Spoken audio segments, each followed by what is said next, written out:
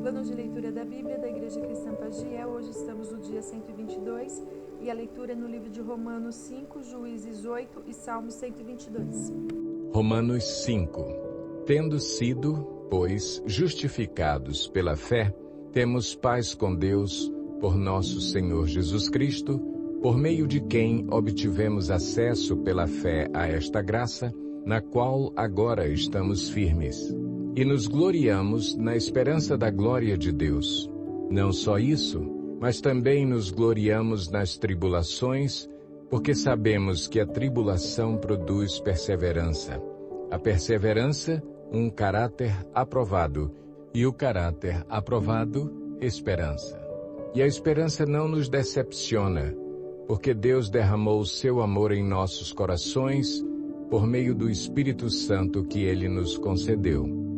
De fato, no devido tempo, quando ainda éramos fracos, Cristo morreu pelos ímpios.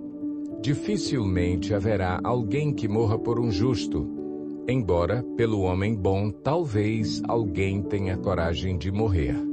Mas Deus demonstra seu amor por nós. Cristo morreu em nosso favor, quando ainda éramos pecadores. Como agora fomos justificados por seu sangue, muito mais ainda, por meio dele, seremos salvos da ira de Deus. Se quando éramos inimigos de Deus, fomos reconciliados com ele mediante a morte de seu Filho, quanto mais agora, tendo sido reconciliados, seremos salvos por sua vida. Não apenas isso, mas também nos gloriamos em Deus, por meio de nosso Senhor Jesus Cristo, mediante quem recebemos agora a reconciliação. Portanto, da mesma forma como o pecado entrou no mundo por um homem, e pelo pecado a morte, assim também a morte veio a todos os homens, porque todos pecaram. Pois, antes de ser dada a lei, o pecado já estava no mundo. Mas o pecado não é levado em conta quando não existe lei. Todavia, a morte reinou desde o tempo de Adão até o de Moisés, mesmo sobre aqueles que não cometeram pecado semelhante à transgressão de Adão, o qual era um tipo daquele que haveria de vir.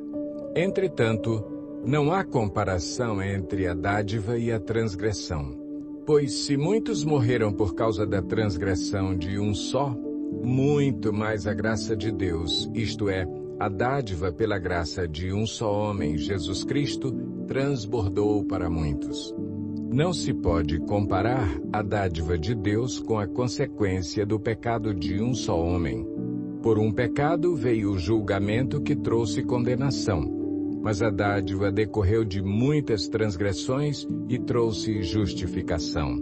Se pela transgressão de um só a morte reinou por meio dele, muito mais aqueles que recebem de Deus a imensa provisão da graça e a dádiva da justiça reinarão em vida por meio de um único homem, Jesus Cristo. Consequentemente, assim como uma só transgressão resultou na condenação de todos os homens, assim também um só ato de justiça resultou na justificação que traz vida a todos os homens. Logo, assim como por meio da desobediência de um só homem muitos foram feitos pecadores, assim também, por meio da obediência de um único homem, muitos serão feitos justos. A lei foi introduzida para que a transgressão fosse ressaltada, mas onde aumentou o pecado, transbordou a graça, a fim de que, assim como o pecado reinou na morte, também a graça reine pela justiça para conceder vida eterna mediante Jesus Cristo, nosso Senhor.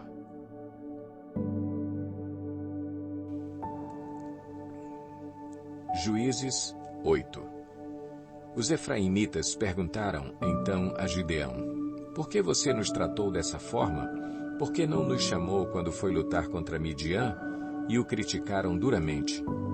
Ele, porém, lhes respondeu: que é que eu fiz em comparação com vocês? O resto das uvas de Efraim não são melhores do que toda a colheita de Abiezer? Deus entregou os líderes midianitas Oreb e Zeeb nas mãos de vocês. O que pude fazer não se compara com o que vocês fizeram. Diante disso, acalmou-se a indignação deles contra Gideão. Gideão e seus 300 homens, já exaustos, continuaram a perseguição, chegaram ao Jordão e o atravessaram.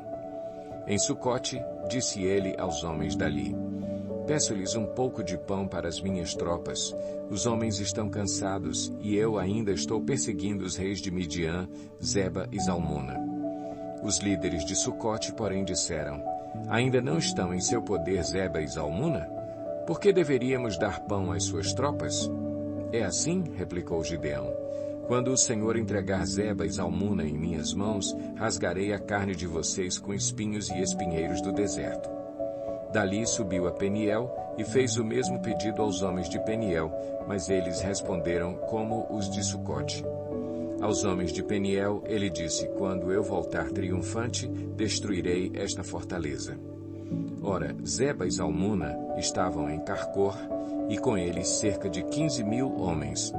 Estes foram todos os que sobraram dos exércitos dos povos que vinham do leste, pois 120.000 homens que portavam espada tinham sido mortos. Gideão subiu pela rota dos nômades, a leste de Noba e Jogbeá, e atacou de surpresa o exército. Zeba e Zalmuna, os 2 reis de Midian, fugiram, mas ele os perseguiu e os capturou, derrotando também o exército. Depois, Gideão, filho de Joás, voltou da batalha pela subida de Heres.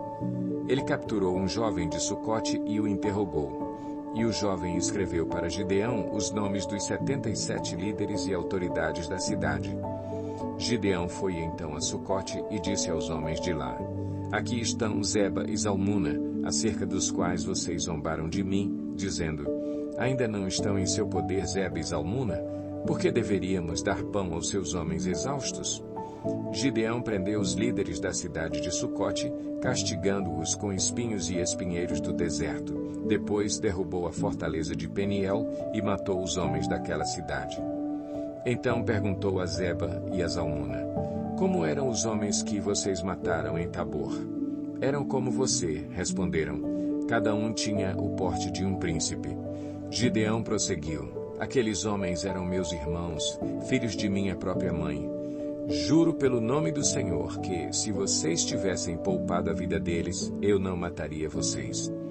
E Gideão voltou-se para Jéter, seu filho mais velho, e lhe disse: Mate-os. Jéter, porém, teve medo e não desembainhou a espada, pois era muito jovem.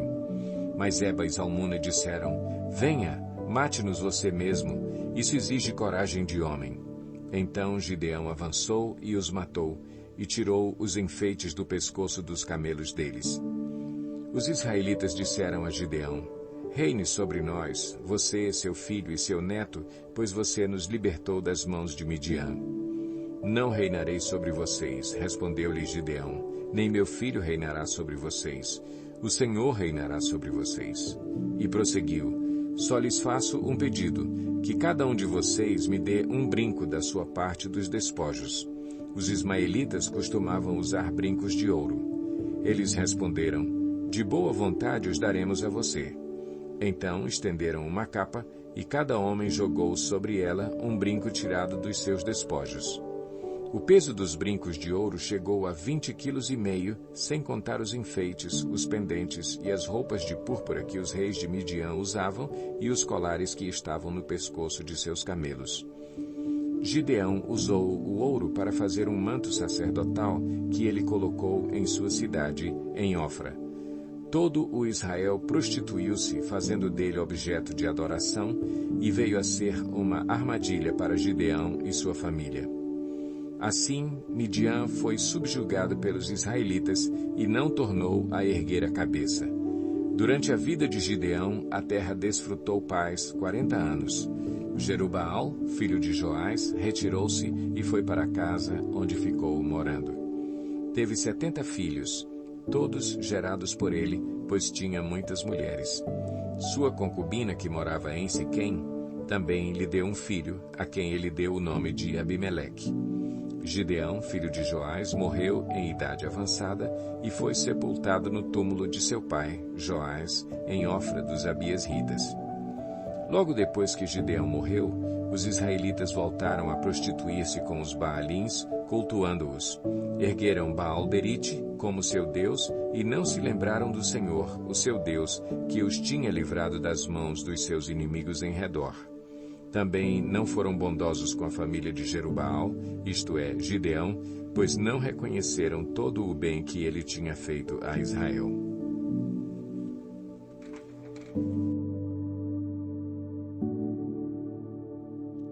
Salmo 122.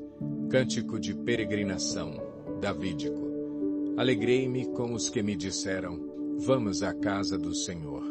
Nossos pés já se encontram dentro de suas portas, ó Jerusalém. Jerusalém está construída como cidade firmemente estabelecida. Para lá sobem as tribos do Senhor, para dar graças ao Senhor conforme o mandamento dado a Israel. Lá estão os tribunais de justiça, os tribunais da casa real de Davi. Orem pela paz de Jerusalém. Vivam em segurança aqueles que te amam. Haja paz dentro dos teus muros e segurança nas tuas cidadelas. Em favor de meus irmãos e amigos, direi: paz seja com você. Em favor da casa do Senhor, nosso Deus, buscarei o seu bem.